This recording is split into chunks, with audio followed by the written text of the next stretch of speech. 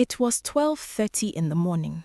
While most of Nigeria was fast asleep, the quiet darkness of Benishek, a town in Borno State, was suddenly torn apart, not by thunder, not by a storm, but by the sound of heavy gunfire and explosions. A military base was under attack, and by the time the sun rose over the northeast, a brigadier general was dead, soldiers had been killed, and Nigeria woke up to news that stopped the country cold.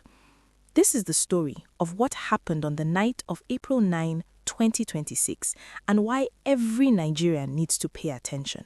But before we go any further, if you are new here, please subscribe to this channel and hit the notification bell.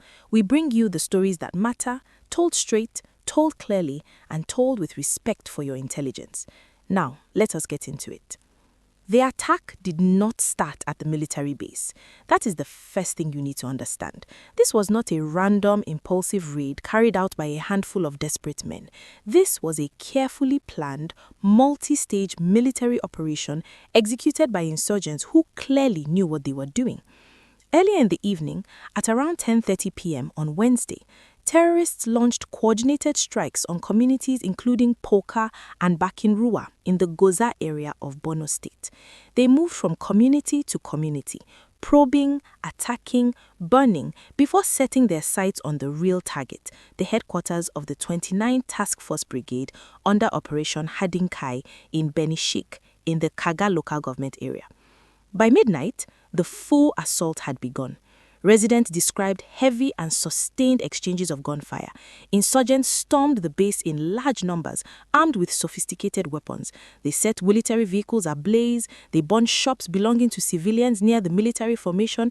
It was, by every account, a prolonged and devastating engagement that lasted for hours into the night. Now, here is the name you need to know. Brigadier General Oseni Omo Braimoh. He was the commander of the 29th Task Force Brigade. When the attack began, he did what a military commander is supposed to do. He led his troops in fighting back. According to the defense headquarters, the soldiers responded with courage and professionalism, eventually forcing the insurgents to retreat. But the commander himself did not survive the night. The chairman of Kaga local government area, Zana Ajimi, confirmed it personally to journalists. He said, and these are his words, "Yes, we just left the military base now, and I can confirm to you that the brigade commander is among the casualties." Just like that, a brigadier general, gone. And then came the detail that made this tragedy even more heartbreaking. Military sources revealed something that the official statement did not fully address. They alleged that Brigadier General Braimoh was unable to escape the attack because the armored vehicle he tried to use, his bulletproof vehicle, failed to start. As insurgents were overrunning the base, he attempted to maneuver his way out. The vehicle would not start. And that, those sources say, is how he was captured and killed. Let that sit with you for a moment. A senior military commander, a bulletproof vehicle that would not start in the middle of an active terrorist attack. This is not a small detail. This is a devastating one. Those same military sources went further. They pointed to what they described as a systemic neglect within the military, poor maintenance of equipment, alleged diversion of funds meant for logistics and operations, and a culture where requests for repairs and fuel are routinely ignored. Soldiers, they say, are being forced to manage defective equipment even when their lives depend on those very tools functioning correctly. And there is more. In Poka, Senator Aline Dume of Borno South reported that soldiers ran out of ammunition during the attack. Soldiers ran out of ammunition in an active engagement with terrorists. This is the kind of detail that should make every Nigerian stop and ask some very serious questions about how our military is being equipped, funded, and supported.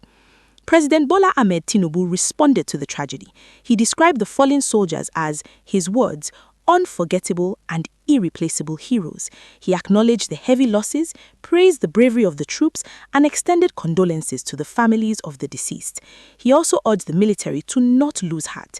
He said, and we quote, "Do not lose heart, do not be weary, do not be discouraged. The government will always stand by the armed forces, provide more of the equipment needed, and ensure the welfare of all who risk their lives for our safety."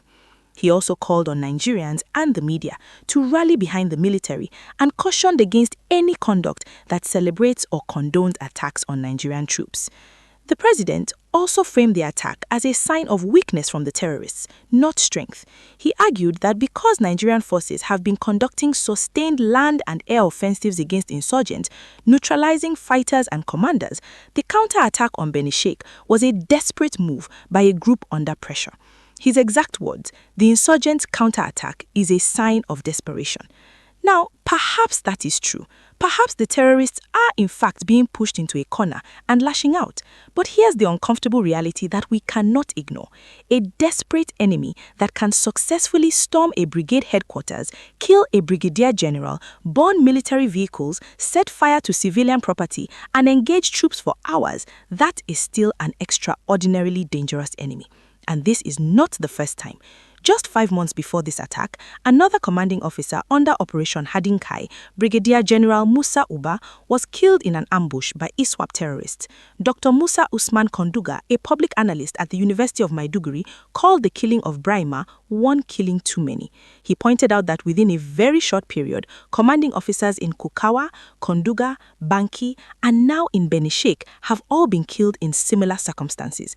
And he raised a chilling question that deserves a direct answer from Nigeria's security establishment. Is there an intelligence leak?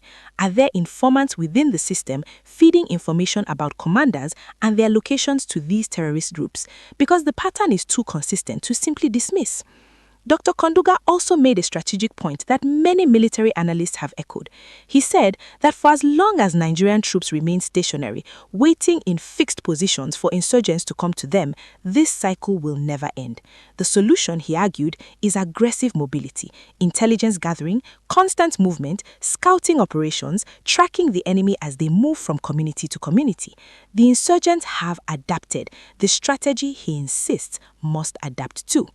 And that brings us to the core of this story, the question that sits behind every headline, every condolence statement, every military press release. For over 15 years, Nigerians in the northeast have endured Boko Haram and its successor groups. Millions of people have been displaced. Entire communities have been destroyed. Children have grown up knowing nothing but conflict, and yet the insurgency persists.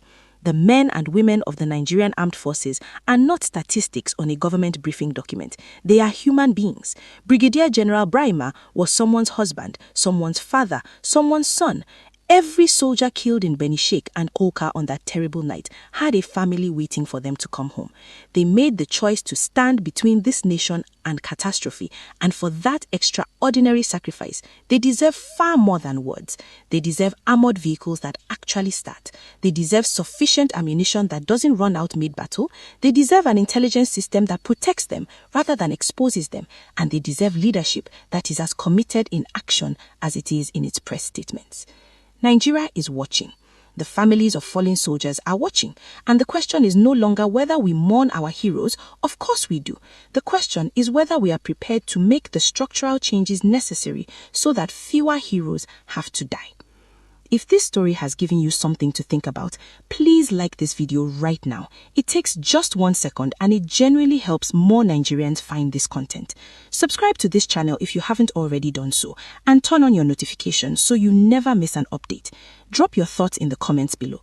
Do you believe the government is doing enough?